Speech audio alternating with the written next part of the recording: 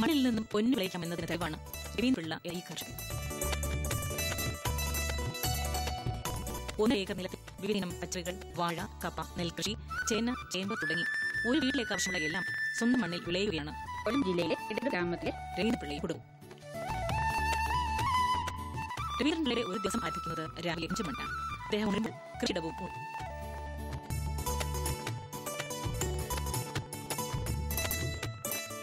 രവീന്ദ്രൻ പിള്ളയും മരുമകൻ മനുവും തങ്ങളുടെ 50 സെന്റ് സ്ഥലത്തിന് പുറമെ 1 ഏക്കർ നെല്ലും പട്ടത്തിനെടുത്ത് കൃഷി ചെയ്യുന്നുണ്ട്. ഞാൻ 1 ഏക്കർ പുരയിടത്ത് കൃഷി ചെയ്യുന്നുണ്ട്. അത് 1 ഏക്കർ പാട്ടമാണ്. 50 സെന്റാണ് നമുക്ക് ഉണ്ടായിട്ടുള്ളത്. അതിൽ നെൽകൃഷി, പുല്ല്, അസവ, പിന്നെ പച്ചക്കറി ഐറ്റങ്ങൾ എല്ലായിട്ടും പാവല്, പടവലം, പയർ, വെണ്ട, മുട്ടക്കുളു, തക്കാളി എല്ലായിട്ടും കൃഷി ചെയ്യുന്നുണ്ട്. ഞാൻ വിൽക്കുന്ന സാധനം കൃഷി ഓഫീസിൻ്റെ ഓഫീസിൽ വെച്ചാണ് കൊടുക്കുന്നത്. ഇവിടെ കൊടുത്താണ് കാശ് വാങ്ങുന്നത്. പച്ചക്കറിക്ക് നല്ല മാർക്കറ്റുണ്ട്. പിന്നെ കൂടാതെ എനിക്ക് ബാക്കി ചെമ്പരത്തി, ഏത്തവാഴ, കപ്പവാഴ, അവസ്ഥ എല്ലാ ഐറ്റം കൃഷികളും തെങ്ങ്, കാച്ചിൽ, ചേമ്പ്, ചേന, മഞ്ഞൾ, ഇഞ്ചി, മലച്ചീനി, എല്ലാ കൃഷികളും എൻ്റെ കയ്യിലുണ്ട്. ഞാൻ മാർക്കറ്റിൽ വില നമ്മൾ ഉപയോഗം കഴിഞ്ഞ് മാർക്കറ്റിലാണ് കൊടുക്കുന്നത്. ഇവിടെ തന്നെ ആളുകൾ പുറത്തുനിന്ന് വാങ്ങിച്ചുകൊണ്ട് പോകുന്നുണ്ട്. പിന്നെ ഇവിടെ എനിക്ക് 4 പശുവുണ്ട്. 4 പശു, പിന്നെ ആട്, കോഴി, താറാവ് ഞങ്ങളെല്ലാം കൂട്ടത്തോടെ എൻ്റെ മരുമോനും മോളും മുച്ചുമക്കളും ഭാര്യയും എല്ലാം കൃഷി ചെയ്യുന്നത്. അതിൻ്റെ നേട്ടവും നമുക്കുണ്ട്. മണ്ണിനെ ഇത്രയധികം ചെയ്യുന്ന ഈ കർഷകരും തങ്ങളുടെ പറമ്പിലെ കൃഷിപ്പണിക്ക് പുറമേ നിന്നും ആരുടെയും സഹായം ഇല്ല എന്ന് പ്രത്യേകതയും.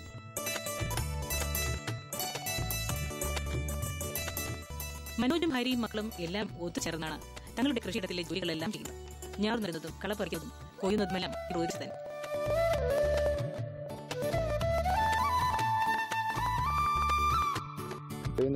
വർഷങ്ങളായി നമ്മൾ വളരെയധികം കളക്ട് ചെയ്തിട്ടുണ്ട്. വളരെ ഇടപഴകിക്കൊണ്ടിരിക്കുന്ന നമ്മുടെ ഒരു വളരെ ആക്റ്റീവായിട്ടുള്ള കരിപ്പൂർ പഞ്ചായത്തിലെ കർഷകനാണ്. ഏറ്റവും കരിപ്പൂർ പഞ്ചായത്തിലെ മികച്ച ഒരു മിശ്ര കർഷകനാണ് അദ്ദേഹം. 2-3 വർഷമായി വളരെയധികം ഈ ഫാം വളരെ മുന്നോട്ട് പോയിട്ടുണ്ട്. അതിന് കാരണം അദ്ദേഹത്തിന് വളരെ ഊർജ്ജസ്വലനായ ഒരു ചെറുപ്പക്കാരനായ കാർഷിക മേഖലയിൽ വളരെയധികം ദൈവതയോടുകൂടി ജോലി ചെയ്യുന്ന, അധ്വാനിക്കുന്ന മനോജ് എന്ന ഒരു മരുമകനെ അദ്ദേഹത്തിന് കിട്ടി. അപ്പോൾ അതിനുശേഷം വളരെ മടങ്ങ് ഈ ഫാം ഉപയോഗിച്ചിട്ടുണ്ട്. ഇപ്പോൾ പശു, ആട്, കോഴി, താറാവ് എല്ലാ മേഖലകളും, അത് നെൽകൃഷി, പച്ചക്കറി കൃഷി, വാഴകൃഷി എല്ലാം ചെയ്തു പോവുകയാണ്. ഈ കുടുംബാംഗങ്ങൾ ഒന്നായി ആണ് ഇവിടെ അധ്വാനിക്കുന്നത്. പുറത്തുനിന്നൊരു തൊഴിലാളികൾ പോലും ഉൾപ്പെടുത്താതെ ഇവരുടെ മക്കളും ചെറുമക്കളും മരുമക്കളും എല്ലാവരും കൂടി ചേർന്നാണ് ഈ ഫാം മുന്നോട്ട് കൊണ്ടുപോകുന്നത്. അതാണ് ഇവിടെ കർഷകർക്ക് വളരെ മാർഗകരമായി നമുക്ക് കാണിക്കാൻ കഴിയും. പച്ചക്കറി കൃഷിക്ക് പുറമെ വിവിധയിനം അലങ്കാര കോഴികൾ, താറാവ്, പശു, ആട് എന്നിവയും മനോജിന്റെ ഫാം വളരുന്നു.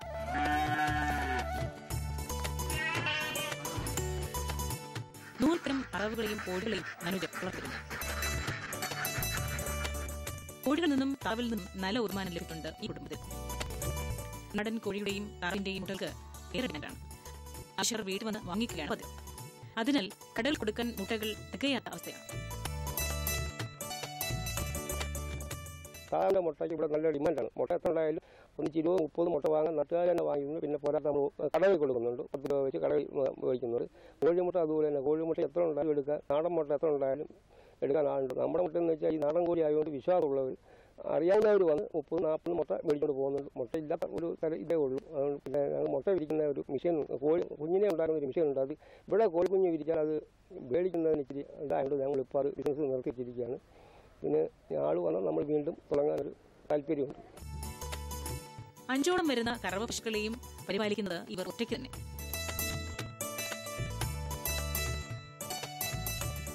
പാല് തൊട്ടടുത്തുള്ള സൊസൈറ്റിയിൽ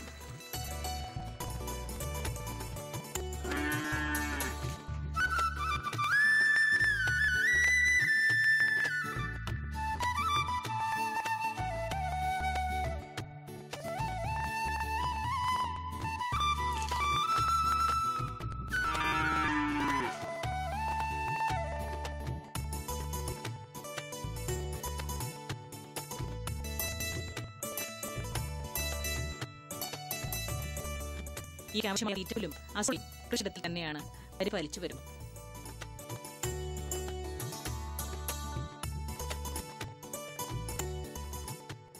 60 പരം ആടുകളും ഈ ഫാമിലുണ്ട്.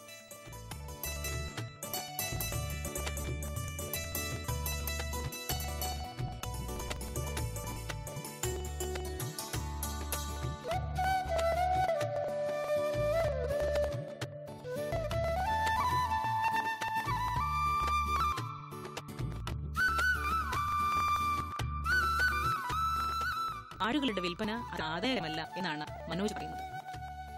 ഞാൻ 15 വർഷത്തോളം ഗൾഫിലായിരുന്നു. അവിടെ നിന്ന് നാട്ടിൽ വന്ന് ഇപ്പം കൃഷിയും മറ്റു ഫാം കാര്യങ്ങളും എല്ലാമായിട്ട് മുന്നോട്ട് പോവുകയാണ്. അപ്പോൾ എൻ്റെ ഫാദറില ഇതിന് ഫുൾ സപ്പോർട്ടാണ്. പുള്ളി പണ്ട് മുതലേ ഒരു കൃഷിക്കാരനായിരുന്നു. അങ്ങനെ കൃഷിക്കാരൻ്റെ കുടുംബത്തിൽ നിന്നാണ് ഞാൻ ഭാഗം കഴിച്ചിരിക്കുന്നത്. എനിക്ക് പശുവുണ്ട്, ആടുണ്ട്, കോഴി, താറാവ്, പിന്നെ കുറച്ച് അലങ്കാര കോഴികൾ ഇതെല്ലാം ഉണ്ട്.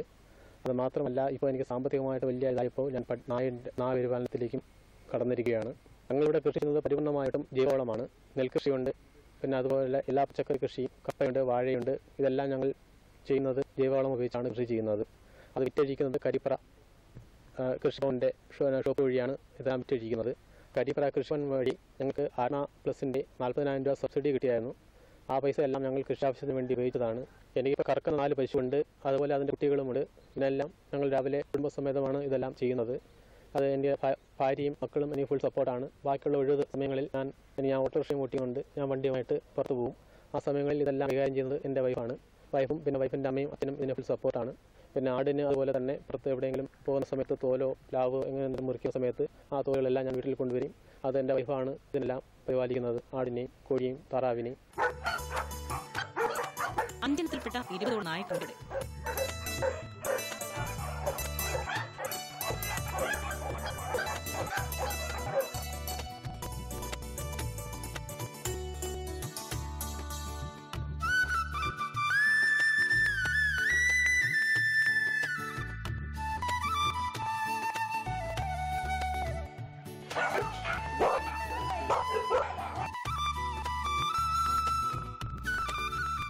German shepherd, lab, rottweiler തുടങ്ങി മുന്തിയ ഇനത്തിൽപ്പെട്ട നായ്ക്കളാണെല്ലാം.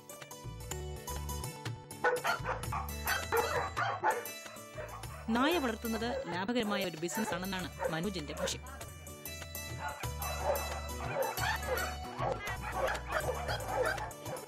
കൂടുതൽ പട്ടി പരിപാലനത്തിലാണ് മുമ്പോട്ട് പോയിരിക്കുന്നത്. അതിൻ്റെ മെയിൻ കാരണം എനിക്കിവിടെ ഇതിന് ശരിയായൊരു മാർക്കറ്റില്ല. ആടിനെ വിറ്റഴിക്കുന്നതിനോ മറ്റേ കോഴിയോ താറാവിനോ ഇതിനൊന്നും വിറ്റഴിക്കുന്നതിന് മാർക്കറ്റില്ല. പട്ടി 5 വെറൈറ്റിയാണുള്ളത്. Rottweiler, German shepherd, labrador, pomeranian, പിന്നെ ടെറിയർ. അത് 5 സൈസ് ഇട്ട പട്ടി 20ഓളം പട്ടി എനിക്കിപ്പോൾ ഉണ്ട്.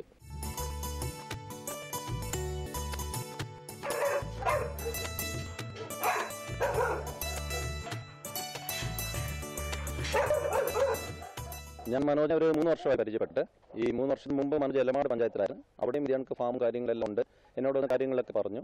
അങ്ങനെ സ്ഥിരം ആശുപത്രി സന്ദർശിക്കുകയും ഓരോ കാര്യങ്ങളും അഭിപ്രായങ്ങളൊക്കെ ചോദിച്ച് അങ്ങനെ കാര്യങ്ങൾ ഒന്നുകൂടെ അന്വേഷിച്ച് വന്നപ്പോഴാണ് അറിയുന്നത് മനോജ് ഇങ്ങനെ ഇവിടെ ഇത്രയും കോഴികളെയും ടർക്കി, പശു, ആട് ഇതിനെല്ലാം വളർത്തുന്നു എന്നൊക്കെ അറിഞ്ഞതുകൊണ്ട് പിന്നെ നമ്മൾ പഞ്ചായത്തിൻ്റെ ഒരു കർഷകർക്കുള്ള ഒരു അവാർഡിൻ്റെ സെലക്ഷൻ്റെ ഭാഗമായിട്ട് ഇവിടെ വന്നിട്ട് നമ്മളൊരു സമ്മിശ്ര കർഷക അവാർഡ് കൊടുക്കാനായിട്ട് തീരുമാനിച്ച് നോക്കുമ്പം വന്ന എല്ലാവർക്കും വളരെ താല്പര്യത്തോടുകൂടി, കാരണം ഒരു സംശയമില്ലാതെ പുള്ളിക്കാൻ അവിടെ കൊടുക്കണം നിശ്ചയിക്കാൻ കാരണം ഇന്നത്തെ തലമുറ ഈ ഒരു മേഖലയിൽ നിന്ന് മാറി നിൽക്കുമ്പോൾ മനോജ് വളരെ ബുദ്ധിമുട്ടി എന്ന് പറയാൻ ഈ പറഞ്ഞ ഇത്രയും സ്ഥലങ്ങൾ ഇത് ചെയ്യുകയും ഫുൾ ടൈം ഇതുമായിട്ട് എൻഗേജ്ഡ് ആയി നിൽക്കുകയും ഒപ്പം ഓട്ടോറിക്ഷ ഓട്ടിക്കുകയും ഇതെല്ലാം ചെയ്തിട്ട് ഒരു പരാതിയില്ലാതെ എനിക്ക് ഇങ്ങനെ കിട്ടുന്നില്ല അങ്ങനെ കിട്ടുന്നില്ല എന്നൊരു പരാതിയില്ലാതെ വളരെ സന്തോഷത്തോടെ എനിക്ക് എന്തെങ്കിലും കിട്ടിയാൽ ഞാൻ ചെയ്യാം എന്ന സന്തോഷമാണ് എപ്പോഴും പറയുന്നത്. അപ്പോൾ അതുകൊണ്ട് തന്നെ മനോജിനെ ഒന്ന് ഹെൽപ്പ് ചെയ്യാനുള്ള വളരെ താല്പര്യമുണ്ട്. നമ്മളിത് പഞ്ചായത്തിലൊക്കെ അറിയിച്ചിട്ടുണ്ട്. അപ്പോൾ അതിൻ്റെ പുറകെ ഇനി മനോജിന് ഓരോ സ്കീമുകൾ നമ്മൾ സെലക്ട് ചെയ്ത് കൊടുക്കാനുള്ള താല്പര്യമുണ്ട്. മനോജിന് ഏകദേശം ഇപ്പോൾ ഒരു 5 കറവ പശുവും ഒരു 60ഓളം ആടുകളുണ്ട്, 100-നടുത്ത് താറാവുണ്ട്, 100-ൽ മേലെ കോഴികളുണ്ട്. നേരത്തെ ഇതിൽ കൂടെ ഉണ്ടായിരുന്നു. ഞങ്ങൾ ഇത് സെലക്ഷൻ വരുമ്പോൾ 300 താറാവുകളുണ്ട്. പിന്നെ മറ്റേ പല പ്രശ്നങ്ങൾ വെള്ളത്തിൻ്റെ കുറവ് അതിലും കാരണം കുറച്ച് ഒഴിവാക്കേണ്ടി വരും. ഇപ്പോൾ മനോജ് പറയുന്ന വേറെ വലിയ പ്രശ്നം വെച്ചാൽ ഈ ആടിനെ പോലും ഇപ്പോൾ മാർക്കറ്റ് കുറവായി വരുന്നു എന്നുള്ള ഇതാണ് പുള്ളി പറയുന്നത്. അപ്പോൾ അതുകൊണ്ട് തന്നെ ഞങ്ങളതിനെ ഒന്നുകൂടി ശ്രദ്ധിക്കുന്നുണ്ട്. കാരണം ഈ ആടിൻ്റെ ഡിമാൻഡ് നമ്മൾ ഗോഡ് അത്ലറ്റ് യൂണിറ്റ് അങ്ങനെയൊക്കെയുള്ള സ്കീമുകളിൽ ആടിനെ വാങ്ങാൻ അവിടെ പോകാതെ ഇവിടെ വന്ന് വാങ്ങണമെന്നൊക്കെ കുറച്ച് തീരുമാനങ്ങൾ എടുത്തിട്ടുണ്ട്. അപ്പോൾ അതുകൊണ്ട് മനോജിൻ്റെ ആ ഗോഡ് ഫാമിനെ വീണ്ടും ഒന്നും കൂടി പുതിയ സ്ട്രെങ്തിലേക്ക് കൊണ്ടുവരാനുള്ള ശ്രമം നമ്മുടെ ഭാഗത്തുനിന്നുണ്ടാവും. കൃഷിക്ക് ആവശ്യമായ വെള്ളം പറമ്പിലെ കുളത്തിൽ നിന്നും തൊട്ടടുത്ത കിണറിൽ നിന്നുമാണ് എടുക്കുന്നത്.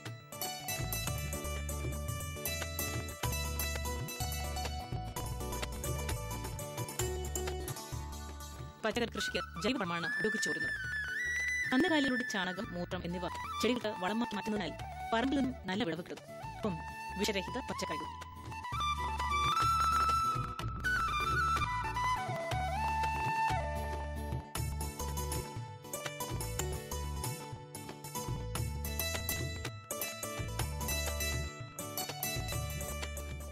വാഴ, പയർ, ചീര, വെണ്ട, വഴുതന, കാബേജ് തുടങ്ങി വിവിധ ഇനം പച്ചക്കറികൾ ഇവിടെ കൃഷി ചെയ്തു വരുന്നു.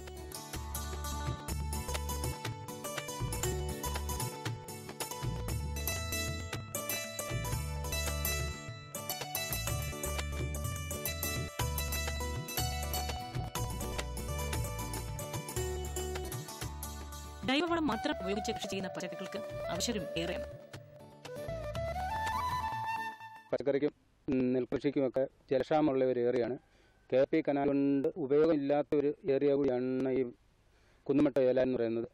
അവിടെ ജലസേചന സൗകര്യം ഇല്ലാഞ്ഞു പോലും വയലിൽ കുളം കുത്തിയും കിണർ കുഴിച്ചും ജലസേചന സൗകര്യം ഉണ്ടാക്കി കൃഷി ചെയ്യുന്ന ഒരു കർഷകനാണ് അദ്ദേഹത്തിൻ്റെ മരുമനും കുടുംബാംഗങ്ങളും ഏറെ സഹായമാണ് അദ്ദേഹത്തിന് ചെയ്യുന്നത്. അതേപോലെ തന്നെ മകളുടെ 2 കുട്ടികൾ സ്കൂളിൽ നിന്ന് വന്നതിനെ കൃഷി ഇനത്തോട്ട് തന്നെയാണ് ഇറങ്ങുന്നത്. അവരിപ്പം ആട്ടിന് തീറ്റ കൊടുക്കാനായാലും കോഴിക്ക് തീറ്റ കൊടുക്കാനായാലും അതേപോലെ പച്ചക്കറിക്ക് വെള്ളം കോരാനും എല്ലാത്തിനും അവത്തുങ്ങളുടെ ഒരു സഹായം ഭയങ്കരമാണ്. കാര്യം അവത്തുങ്ങൾ ഭാവിയിൽ നല്ല ഈ അപ്പൂപ്പനെക്കാട്ടിയും നല്ല കർഷകരായിട്ട് തന്നെ ഉയർന്നു വരുമെന്നാണ് നമ്മുടെ ഒരു പ്രതീക്ഷ. അങ്ങനെ വരട്ടെ എന്ന് എല്ലാ ഭാവങ്ങളും ആശംസിക്കുന്നു. ഒഴിവ് സമയങ്ങളിൽ കൃഷിയോടൊപ്പം ഓട്ടോ ഓടിക്കാനും പോകുന്നത് മനോജ്. ഓട്ടോറിക്ഷ ഓടിച്ചു കിട്ടുന്ന വരുമാനവും കൃഷിക്ക് വേണ്ടി ഉപയോഗിക്കുകയാണ് മനോജിന്റെ രീതി.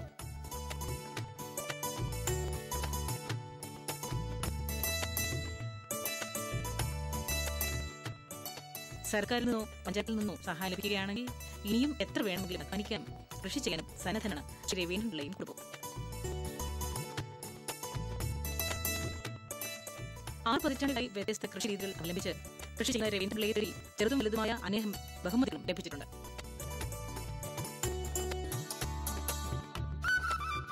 കാർഷിക രംഗത്ത് സമർപ്പണബോധത്തോടെ പ്രവർത്തിക്കുകയും സമ്മിശ്ര കൃഷി രീതി അവലംബിക്കുകയും ചെയ്താൽ വിജയം നേടാമെന്ന് ഈ കർഷകനും കുടുംബവും നമ്മളെ പഠിപ്പിക്കുന്നു.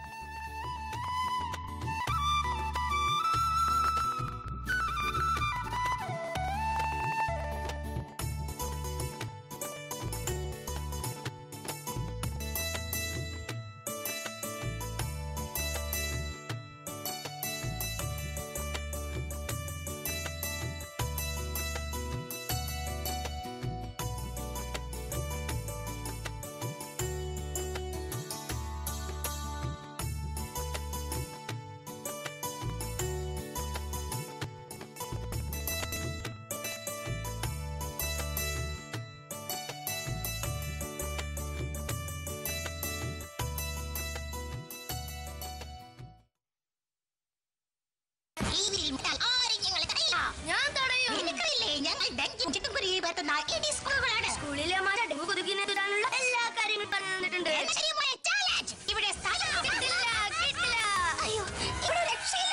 ഡെങ്കുവിനെ പ്രതിരോധിക്കാൻ കൂടുതൽ വെള്ളം എല്ലാ ആഴ്ചയിലും പാത്രങ്ങളും ടാങ്കുകളും നല്ലത് വെച്ച് വയ്ക്കുക. ഫുൾ സ്ലീവുള്ള വസ്ത്രം ധരിക്കുക. കൊതുകിനെ അകറ്റാനുള്ള ക്രീം ഉപയോഗിക്കുക. ഡെങ്കുവിൽ നിന്ന് സുരക്ഷിതരാകും.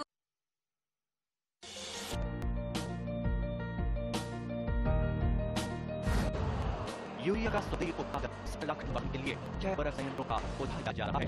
FCIL के कोटपुर, सिंगरी, तलचर और रामागुंडम संयंत्र, HFCL की बरौनी इकाई और PVFCL की नामरू फोर्थ। सोने पर सुहागा ये है कि देश बनेगा सिर्फ 3 लेट यूरिया, क्योंकि इससे होगा किसानों का फायदा ही फायदा। अनाज का उत्पादन 10% तक बढ़ेगा। बढ़ेगी 10 से 15% नाइट्रोजन क्षमता।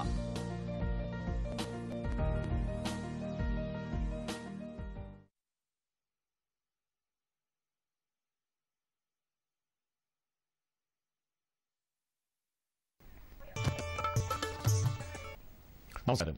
ദുരിതം കാർഷിക വാർത്തകളിലേക്ക് സ്വാഗതം. പ്രധാന വാർത്തകൾ. പരിഷ്കരിച്ച വിള ഇൻഷുറൻസ് പരീക്ഷ നിലവിൽ വന്നു. ഔഷധിയിൽ നിന്ന് വിവിധതരം ഔഷധ സസ്യ തൈകൾ ലഭിക്കുന്നു. കാർഷിക സർവകലാശാലയിൽ പരിശീലനം. വിശദമായ കാർഷിക വാർത്തകളിലേക്ക്. സംസ്ഥാനത്ത് നിലവിലെ വിള ഇൻഷുറൻസ് പരീക്ഷയുടെ നഷ്ടപ്പെട്ട പരിഹാര തുക കൃഷിയിലെ അടിസ്ഥാനമാക്കി മെച്ചപ്പെട്ട രീതിയിൽ വർദ്ധിച്ചുകൊണ്ട് ഉത്തരവാങ്ങി. വിവിധ വിളകളുടെ നഷ്ടപരിഹാര തുകയിൽ 2 മുതൽ 10 ഇരട്ടി വരെ വർധനമാണ് വരുത്തിയിട്ടുള്ളത്. എന്നാൽ നെല്ല്, തെങ്ങ്, പച്ചക്കറി എന്നീ പ്രധാന വിളകൾക്ക് നിലവിലെ പ്രീമിയം തുക 1997 നിരക്കിൽ നിലനിർത്തിയിട്ടുണ്ട്. വരൾച്ച, വെള്ളപ്പൊക്കം, മണ്ണിടിച്ചിൽ, ഉരുൾപൊട്ടൽ, കടലാക്രമണം, ഭൂമികുലുക്കം, കൊടുങ്കാറ്റ്, കാട്ടുതീ, വന്യജീവി ആക്രമണം എന്നിവ കൊണ്ടുണ്ടാക്കുന്ന നാശനഷ്ടങ്ങൾക്ക് ഇൻഷുറൻസ് പരിരക്ഷ ലഭിക്കുന്നതാണ്. തെങ്ങ് വർഷം 2 രൂപ പ്രീമിയം അടച്ചാൽ നഷ്ടപരിഹാര തുകയായി 2000 രൂപ ലഭിക്കും. തറയെടുക്കുന്ന റബ്ബറിന് വർഷം 3 രൂപ പ്രീമിയം നിരക്കിൽ പൂർണ്ണനാശം സംഭവിച്ചാൽ 1000 രൂപ കർഷകന് നഷ്ടപരിഹാരം ലഭിക്കുന്നതാണ്. വാടിനങ്ങൾക്ക് 3 രൂപ പ്രീമിയം അടച്ചാൽ വില വന്ന ശേഷം നഷ്ടം സംഭവിക്കുകയാണെങ്കിൽ നേന്ത്രവാഴയ്ക്ക് 3 രൂപയും കപ്പവാഴയ്ക്ക് 200 രൂപയും ഞാലിപ്പൂവിന് 70 രൂപയും നഷ്ടപരിഹാരം ലഭിക്കും. കാർഷിക വിളകൾക്ക് നഷ്ടം സംഭവിച്ചാൽ 2 ആഴ്ചയ്ക്കകം കൃഷിഭവനിൽ നിന്ന് ലഭിക്കുന്ന നിർദ്ദിഷ്ട മുറയിൽ ആനുകൂല്യത്തിനുള്ള അപേക്ഷ നൽകേണ്ടതാണ്. എല്ലാ വർഷവും ജൂലൈ 1 വിള ഇൻഷുറൻസ് ദിനമായി ആചരിക്കും. കേരളത്തിലെ കർഷകർ ഇൻഷുറൻസ് പദ്ധതി അംഗങ്ങളായി ഈ ആനുകൂല്യം ഉറപ്പുവരുത്തേണ്ടതാണെന്ന് കൃഷി വകുപ്പ് അറിയിക്കുന്നു. കൂടുതൽ വിവരങ്ങൾക്ക് അടുത്തുള്ള കൃഷിഭവനുകളുമായി ബന്ധപ്പെടുക. മേത്തം ആയുർവേദ മരുന്നുകൾ വിപണിയിൽ എത്തിച്ചിട്ടുള്ള ഔഷധി വിവിധ ഔഷധ സസ്യങ്ങളുടെ നടീൽ വസ്തുക്കൾ ആവശ്യക്കാർക്ക് ലഭ്യമാക്കുന്നു. തൃശൂരിലെ കുട്ടനെല്ലൂർ നഴ്സറി, കണ്ണൂരിലെ പരിയാരൂർ നഴ്സറി എന്നിവിടങ്ങളിൽ ഉത്പാദിപ്പിച്ച തൈകളാണ് വിതരണം നടത്തുന്നത്. സന്നദ്ധ സംഘടനകൾ, തദ്ദേശ സ്വയംഭരണ സ്ഥാപനങ്ങൾ, വിദ്യാഭ്യാസ സ്ഥാപനങ്ങൾ എന്നിവർക്ക് സൗജന്യമായും സ്വകാര്യ വ്യക്തികൾക്ക് സൗജന്യ നിരക്കിലും തൈകൾ ലഭിക്കും. കൂടുതൽ വിവരങ്ങൾക്ക് 9446572159 എന്ന നമ്പറിലോ 9446459378 എന്ന നമ്പറിലോ വിളിക്കും.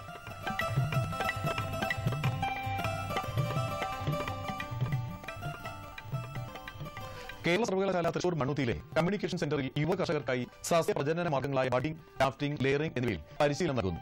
ഈ മാസം 5, 6, 7 തീയതിയിൽ നടക്കുന്ന പരിശീലന പരിപാടികളെക്കുറിച്ച് കൂടുതൽ അറിയുവാൻ 0487-2370773 എന്ന ഫോൺ നമ്പറിൽ വിളിക്കുക.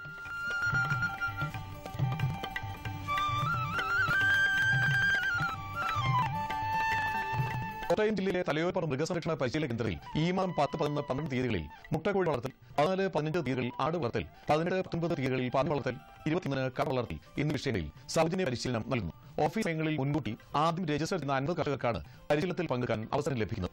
കൂടുതൽ വിവരങ്ങൾക്ക് 0482923423 എന്ന നമ്പറിൽ വിളിക്കുക.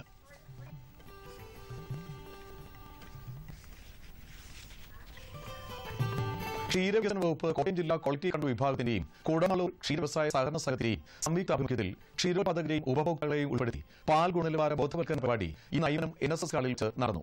പാൽ ഗുണനിലവാരം മെച്ചപ്പെടുത്തലും പാൽവില നയവും ശുദ്ധമായ പാൽ ഉൽപ്പന്നം എന്നീ വിഷയങ്ങളിൽ ക്ഷീരവകുപ്പിലെ സാങ്കേതിക വിദഗ്ധ ക്ലാസുകൾ നയിച്ചു. ഉൽപ്പാദകർക്ക് നിലവിലുള്ളതിനേക്കാൾ അധിക വിലയും ഉപഭോക്താവിന് ഗുണമേന്മയുള്ള പാലും എന്ന ലക്ഷ്യത്തോടെയാണ് പരിപാടി സംഘടിപ്പിച്ചത്.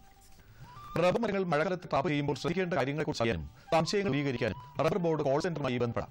ഈ സംബന്ധമായ ചോദ്യങ്ങൾക്ക് നാളെ രാവിലെ 10 മണി മുതൽ 1 മണി വരെ ഇന്ത്യൻ റബ്ബർ ഗവേഷണ കേന്ദ്രത്തിലെ ശാസ്ത്രജ്ഞൻ ഡോക്ടർ R. രാജഗോപാൽ ഫോണിലൂടെ മറുപടി നൽകും. വിളിക്കേണ്ട ഫോൺ നമ്പർ 048125766622.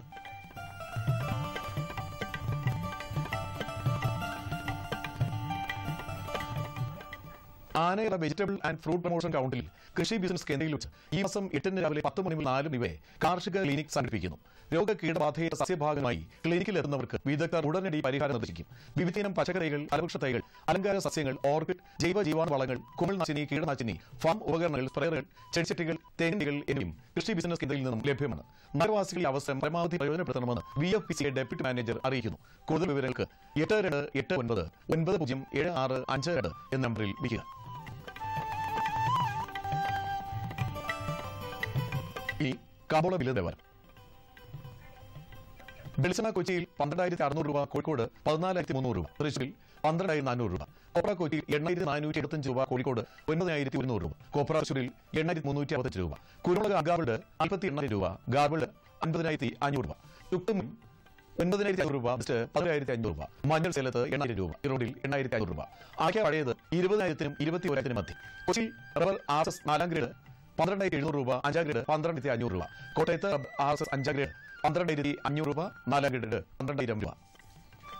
കമ്പോള നിലവാരം കൊച്ചി മാർക്കറ്റിൽ വെളിച്ചെണ്ണ 12,600 രൂപ, കൊപ്ര 8,475 രൂപ, പിണ്ണാക്ക് എക്സലർ 2,200 രൂപ, റോട്ടറി 2,500 രൂപ, കുരുമുളക് അണ്ടർബിഡ് 48,500 രൂപ, ഗാർബിൾഡ് 50,500 രൂപ, ചുക്കുമിനും 9,500 രൂപ, ബെസ്റ്റ് 11,500 രൂപ, മഞ്ഞ നാടൻ 11,500 രൂപ, അടയ്ക്ക പുതിയത് 20,000-നും 21,000-നും മതി, ജാതിക്കത്തുടൻ 140-നും 170-നും മതി, ടോണില്ലാത്തത് 275-നും 325-നും മതി, ജാതിപത്തി 425-നും 525 മതി, ഗ്രാമ്പു 690 രൂപ, റബ്ബർ RSS 5 ഗ്രേഡ് 12,600 രൂപ, 4 ഗ്രേഡ് 12,700 രൂപ, ഓട്ടോപാൽ 8,700 രൂപ, ലാറ്റക്സ് 8,700 രൂപ.